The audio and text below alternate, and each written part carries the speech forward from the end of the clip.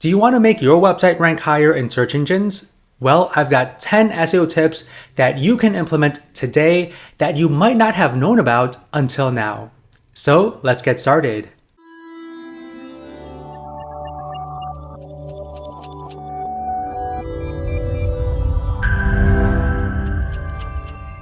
Okay, so a very important and often overlooked tip regarding keywords is to not just add your target keyword to the page, but to add your target keyword to what I call the big three. So those are the page URL, the page's title tag, and also in your H1 tag. So for example, I searched for marketing funnel, and one of the top ranking pages is SEMrush. So this is their page on the marketing funnel, what it is and how it works. So the target keyword for this page is marketing funnel. You can clearly see that because they added that keyword in the URL. They also added that keyword in the title, as you can see here, the marketing funnel, and they also added it to the headers. So this is their H1, they added marketing funnel, and they also added it to an H2, what is a marketing funnel. So this blog article is very clearly targeted to marketing funnel. Now, when it comes to content planning, yes, you do need to complete keyword research, but you also need to look into competitor-driven content planning. So what do I mean by that? You want to take a look at your top competitors and see what are their top ranking pages and also what keywords they are ranking for that your website is not. And you can very easily do that with the Keywords Everywhere extension. I'm going to click on the Keywords Everywhere extension. You have the Competitor Gap Analysis tool and also the Get Top Ranking Pages tool. Let's click on this one first. You then need to add your website here. And now we need to add our competitor websites. So I'm going to add a competitor, then click on Find Keywords for my website. Okay, so this is my competitor keyword gap analysis with a list of all the keywords that my competitor is ranking for, but I'm not. You can see the estimated traffic per month each keyword brings in for your competitors, how high they rank in parentheses, and you can also see the average monthly search volume from Google Ads, the average cost per click, the competition score, and also the search trends over the past 12 months. So this is an excellent report that you can use to find additional keywords that you can target on your website. Next, let's click on the Get Top Ranking Pages tool. So this report lists out the top pages that drive the most traffic to any website. So for SEMrush, these are the top pages that drive the most traffic, and you can also see how many keywords the pages rank for. So what you can do is visit your competitor's website and take a look at their top pages to see where most of their traffic is coming from and create a content plan where you can create similar content as theirs, where you can potentially outrank them and steal their traffic. Now, when it comes to writing content, you must focus on writing your content according to search intent. So what you want to do is Google your target keyword and take a look at what pages are ranking at the very top to determine the search intent. Sometimes it'll be informational, transactional, or maybe navigational. So depending on the search intent, you want to make sure your article will reflect that intent. Now for this search query, marketing funnel, for the most part, the search intent is informational. So people want to learn more about a marketing funnel and how it works. And with the SEO Minion extension installed, you can even take a look at this SEO Minion widget on the right-hand side to see what SERP features are on this page. This will also give you a better understanding of the search intent. So for this search query, it looks like there is FAQ data on this page, and there are a total of 4. So that tells you people want to learn more about marketing funnels, and you want to answer the most burning questions about this topic. Now, my next tip is to cover all topics for your target keyword. So to find out what other topics you can write about or keywords to add to your article, use Keywords Everywhere. Take a look at the keywords in the widgets on the right-hand side. You can see some related keywords, keywords that people also search for, and also long-tail keywords. So for my target keyword marketing funnel, some related keywords are marketing funnel template, strategy, digital marketing stages, best marketing funnels, and marketing funnel website. So what you want to do is take a look at these lists and talk about the relevant topics and add these keywords to your content. So for an article about marketing funnels, you may want to talk about templates, strategy, maybe talk about the best marketing funnels, and so on.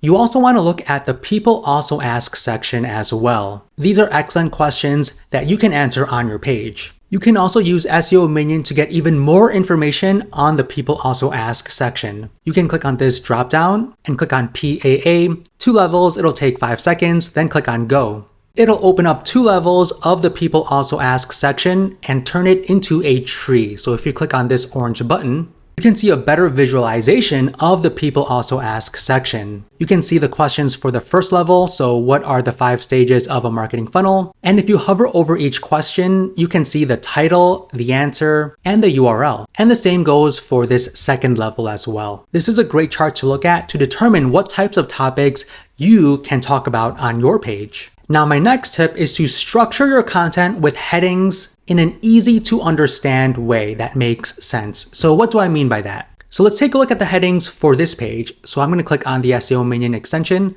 click on Analyze On-Page SEO, and these are all of the headings on the page. You can see the H1, the marketing funnel, what it is and how it works. And the next one is what is a marketing funnel? And it goes into detail of the different stages. So top of the funnel marketing, middle of the funnel marketing, and bottom of the funnel marketing. And for each section, there is an H3. So for the top of the funnel marketing, there is an H3 that says define your target customers, and another one that says increase brand awareness. Now, they also included a very helpful table of contents on the left-hand side that shows you the structure of the page. So what is a marketing funnel, the stages, and you can see top, middle, bottom. Then they go into metrics and the different types of marketing funnels. And lastly, they teach you about creating your marketing funnel.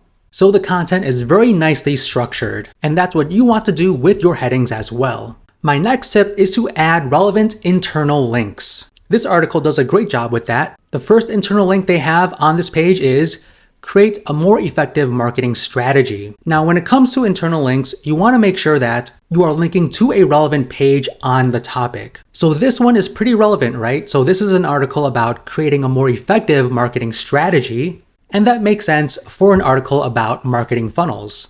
Another great internal link they added is a link to their Google Analytics page. Now, this link is under the Define Your Target Customers section. So they are talking about how you can learn more about your website visitors by analyzing your demographics in your Google Analytics, and they are linking to their Google Analytics article, so it makes sense. My next tip is to make sure your website and page has great UI UX, so a good user interface and user experience. Now, you don't need to be super technical when it comes to UI UX. There are some easy ways you can improve it. One of the ways is to make sure you have large and legible fonts. You can see this page is using a very legible font, and it's also very large. There's a lot of white space as well between each of the paragraphs and headings. They also add some eye-catchy images as well, so it really improves the reading experience. This page also doesn't have any annoying pop-ups. Besides using a pop-up, it looks like they added this call to action on the right-hand side, the right-hand column. Now, this is not really intrusive whatsoever. It doesn't block any of the main content, so it looks good. They even have a table of contents on the left-hand column as well to help people navigate the page. And I don't see any obtrusive ads on this page. There is this call to action section that's encouraging people to try out one of their tools, but it looks good and it fits the page without being overly annoying. So having good UI UX will encourage people to actually consume the content on your page without exiting out of it. My next tip is to find a way to make your listing stand out in the Google search results pages. If your target keyword is very competitive, you want to make sure your listing stands out and encourages people to click. So you can use SEO Minion to test out how your listing will look like in Google. I'm going to click on SERP Preview, and all you need to do is fill out this form. So you can put your title tag, your description, and your URL and a date to see how it looks like amongst your top ranking competitors. I recommend adding numbers, maybe emojis, and even parentheses as well.